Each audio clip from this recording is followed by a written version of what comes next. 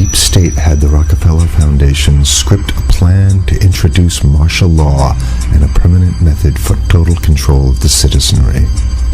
In this plan that they disguised as an academic scenario, as they called it, the method they would use to gain complete prison-like control of the entire population was to infect them with a devastating biological pandemic, and then, under the guise of protecting us from this threat, they would be free to implement their final solution, a prison state.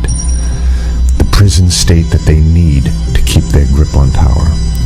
As usual, the fascists disguise their crimes as helping us, and as is typical of this new type of fascism, they always make the claim that we the people are begging them to have more and more control over us. As you watch this video, remember that the deep state concocted this scheme in 2010 as a quote-unquote simulation of what is to come. The following is proof that the deep state is behind these viral pandemics. Absolutely positively, pandemics are now the tool of choice for the fascists, known as the deep state, and the private contractors that they contract these pandemics out to. For the deep state, to make an international pandemic isn't even a high-tech operation, it's a no-tech operation. It's easy. A simple vial of Ebola, SARS, MERS, Spanish flu, or coronavirus, or whatever they come up with in their secret bioweapons lab, is all they need to bring the world into their total control. The only thing you have to remember is if they can do it, they will do it, which means they already have done it. The ruling establishment has a lot of, they will stop at nothing to complete their toolkit of control, right? So one of the things that has been missing from the toolkit of total control has been quarantines and curfews, right? Mm-hmm. So now, welcome to the new world in America, where to get on a bus, to go through a subway station, if you think that the procedures at the TSA are onerous, right? Guess this is coming to a bus depot near you. It's a more invasive way, and the ruling class needs this because, let me say, if the ruling class ever saw wide-scale civil unrest, you'd see an Ebola outbreak in America right away. Okay, so this is, what you see is that Ebola is another tool in the toolbox of the ruling class to control. Yeah, to keep down absolutely, repression. positively, 100%. This is a tool. Right. Ebola doesn't just magically start spreading. Mm-hmm. And then we have this doctors that come back here. The white people, of course, live. Mm-hmm. The two whites who got it or survived. All the black people that get it die. Right? It's very possible that these one of these NGOs over there is going around with a veil of Ebola or spreading it from a small plane onto villages. The point is to get hundreds of thousands of people infected with it and create the next phase of control. Now, one of the things I'd like to show to back up my my claims here. Here's a document from the Rockefeller Foundation. Rockefeller Foundation, right there. You can zoom in on that, where my finger is. It's called Scenarios for the Future International Development, the Rockefeller Foundation. All right. Okay. Let's take a look at what they're saying here. This is something like a 50, 60-page document. I'd like you to go to page 18, if you can look at this up on the internet, but I'll read it off to you. It's called lockstep, lockstep. And this is a phrase that I used right after 2001 when I saw the entire system of the United States, including the population, were in lockstep. So the Congress went along, and yes, it was Osama bin Laden, and the people waved their flag and said, I hate, hate, hate, hate, and everything was in lockstep. Well, in 2010, they published this, Rockefeller Foundation, and here's what they're saying. They're saying that they call it a scenario. These are scenario narratives, and they speak about it in the past tense. So they put out this scenario, lockstep. A world of tighter, top-down government control and more authoritarian leadership with limited innovation and growing citizen pushback. Okay, I'll read a little bit of it. In 2012, the pandemic that the world had been anticipating for years, nobody was anticipating a pandemic, finally hit. Unlike 2009's H1N1, this new influenza strain originating from wild geese, they use some scenario, but this is Ebola they're talking about. Ahead. Even the most pandemic-prepared nations were quickly overwhelmed when the virus streaked around the world, infecting nearly 20% of the global population and killing 8 million in just 7 months, the majority of them healthy young adults. The pandemic also had a deadly effect on economies. You can see the agenda.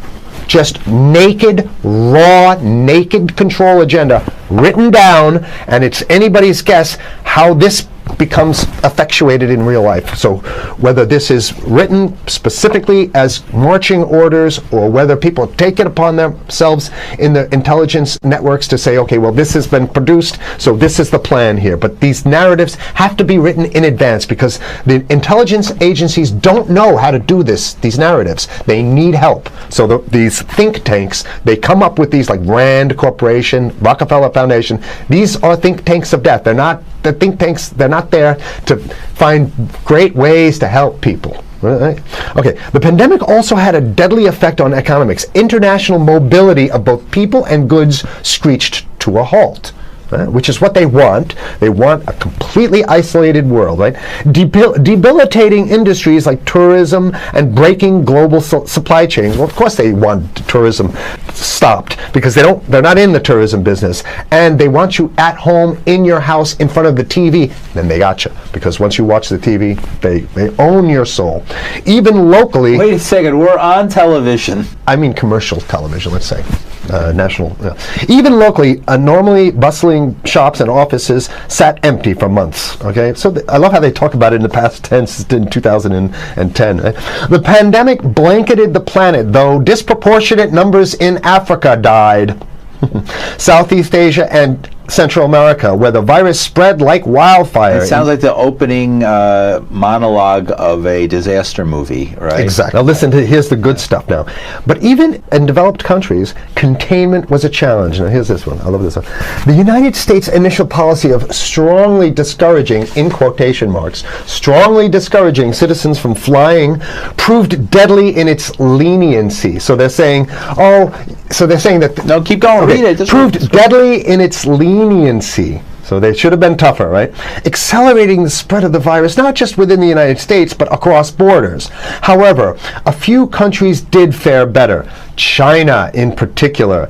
The Chinese government's quick imposition and enforcement of mandatory quarantine for all citizens, as well as its instant and near hermetic sealing off of all borders, saved millions of lives, stopping the spread of virus far earlier than in other countries. So the message here is we have to look towards the Chinese, the oppressive totalitarian Chinese regime as an example of what we need to be doing here. And of course, the ruling class here loves the Chinese regime because they have demonstrated to the ruling class the most efficient form of capitalism, which is authoritarian capitalism. So we have capitalism, but unfortunately we have this veil. I get it. We have this veil of democracy. This is very interesting. This is continue on. Okay.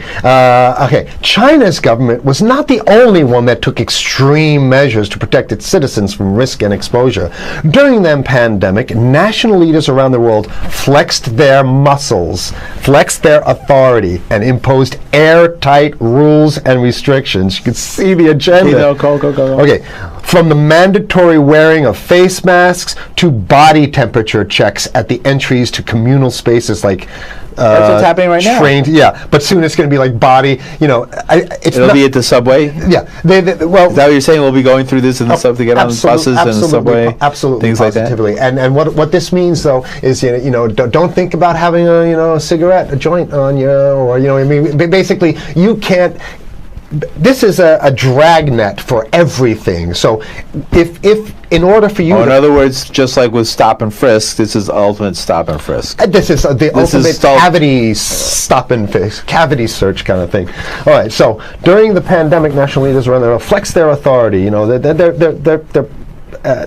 there's some good stuff. Listen to this. And even supermarkets, they want body checks at supermarkets, okay? So basically what they're saying is they're building a system where every move you make, you can't get got to food. go through them. You can't get food. Food Well, can't how get about if you food. go to the farmer's market? Here's the good stuff now. I mean, it just keeps getting better. Even after the pandemic faded, this more authoritarian control and oversight of citizens and their activities stuck and even intensified. That's the whole point. So they're going to get rid of... Did that happen already with 9/11? Of course. 9/11 was how many, 14 years Sure, ago, and sure. we still have all these draconian So rules. they're going to put the body cavity USA searches in. Patriot and all That's that right. stuff. So in order to get to a supermarket, you got to have a body cavity search. And then when there's no more Ebola, well, you know what? We kind of like this way because we have an complete infrastructure of a control grid.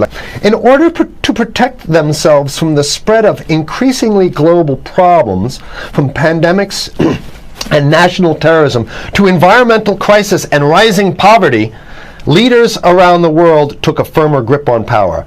Well, what the hell would rising poverty have anything to do with imposing strict citizen controls with face masks? So they're very sloppy stuff here. At first, the notion of a more controlled world gained wide acceptance and approval. I'm sorry.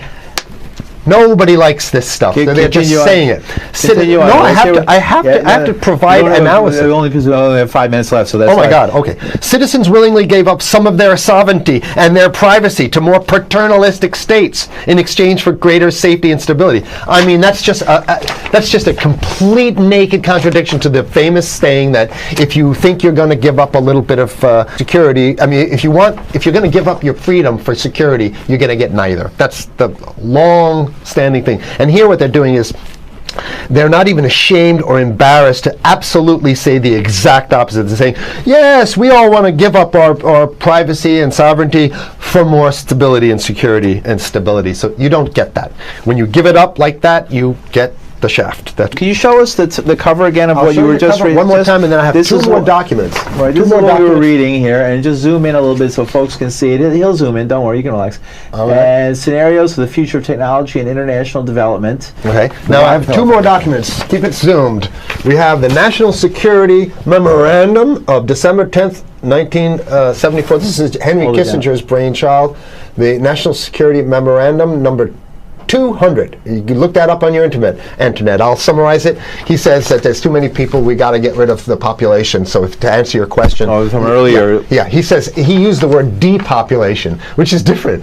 Depopulation means killing people that already exist, and it's to get the minerals, because we need the minerals. And here's another one.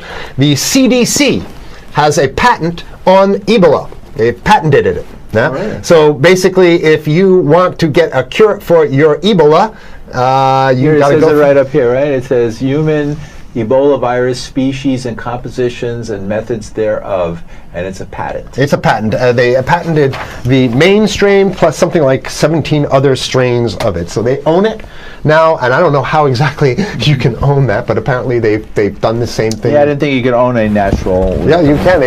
I guess the main thing to finish off this show is this: that they want to get more control, more and it's going to be curfews and quarantines. So what I'm saying is that unless the American people start to get some new way to revolt, a new way to organize, new way to protest, unless we can break through the apathy, because that's what we have here, then it's going to be a slave state here. The ruling class doesn't seem to have too much resistance. They're getting everything on their Christmas shopping list, and they've been wanting quarantines and curfews for a long time. Now they got it. And if you want to live in a world where you're tricked into all this stuff because it's for your safety, right? And if you want to have a probe and make sure you got to check your pockets, make sure you don't have anything incriminating on you before you go out, and when you step out of your house, you want some police there to monitor and see what you're doing. If that's the world you want to live in, be apathetic, don't do anything. You're going to get that world very soon. It's coming your way, definitely. Mm-hmm. Yeah. So what should people do? What's the hope? You have 30 seconds. To wake up, learn about it, and go fight these bastards in Washington. They're easy to beat. If we can just organize, we can beat them. It's simple. They're weak, and there's so few of them.